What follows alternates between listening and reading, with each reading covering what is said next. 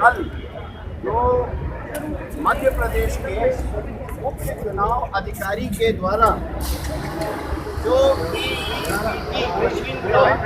Demonstration किया गया था, उसमें जिस तरह बटन कहीं भी दबता था,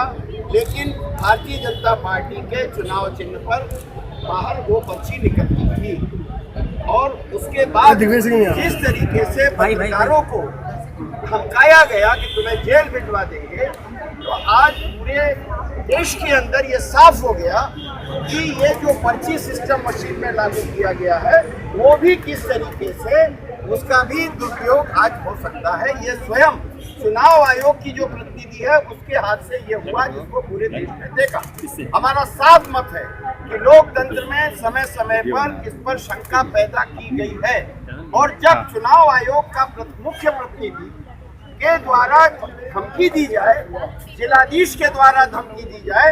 तो निष्पक्ष चुनाव नहीं हो सकता। इसलिए हमने एक मांग ये भी रखी है कि बैलेट पेपर से चुनाव कराया जाए, क्योंकि देश के अंदर कभी न कभी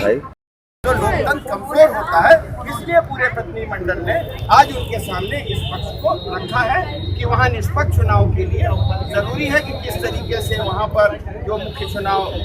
अधिकारी हैं और जिस तरीके से वहाँ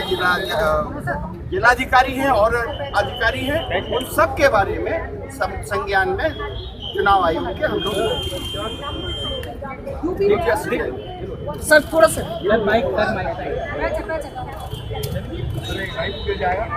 हमने चुनाव आयोग के सामने निवेदन किया है, जैसे अभी मोहन प्रकाश जी ने कहा कि अगर हम निष्पक्ष चुनाव चाहते हैं तो जो शंका के प्रश्न उठे ईवीएम मशीन के मुद्दे पर शंका के प्रश्न उठे हैं, जहां वहां स्थापित राज्य शासन के द्वारा जिन ऑफिसर्स को वहां तैनात किया गया, भाई स्टिल, अरे भाई क्या कर रहे हो यार, संकलिप्ता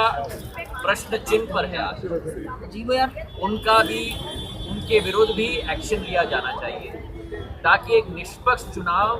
अटेर में भिंड जिले में हम लोग संपन्न करा पाए। हमारी विचारधारा है और हमारा निवेदन है।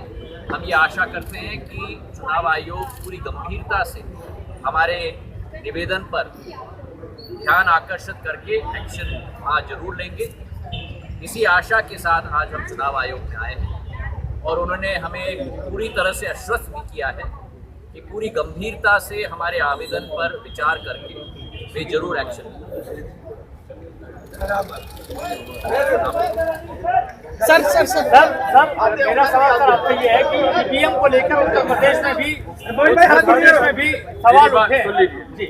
मुझे शुरू से ईवीएम भाई क्या कर रहा है यार, मैं भी तो काम कर रहा हूँ, तो लाइन पता नहीं पड़ता वोट कहाँ गया। इसलिए बुनियादी तौर पर जब सारे विश्व में चुनाव बैलेट पेपर से हो रहे हैं, पूरे विश्व में विकसित देश भी बैलेट पेपर पे चुनाव करा रहे हैं, तो फिर हमें क्या ऐतराज होना चाहिए। आज के युग में जबकि रिजर्व बैंक ऑफ बांग्लादेश का अकाउंट हैक करके $80 मिलियन चुराए जा सकते हैं, रशियन रिजर्व बैंक से $30 मिलियन चुराए जा सकते हैं, तो फिर हमें ईवीएम मशीन जिसकी चिप विदेश से आयातित होती है, उस पर भरोसा करने के लिए क्या बाध्यता है। इसलिए मैं तो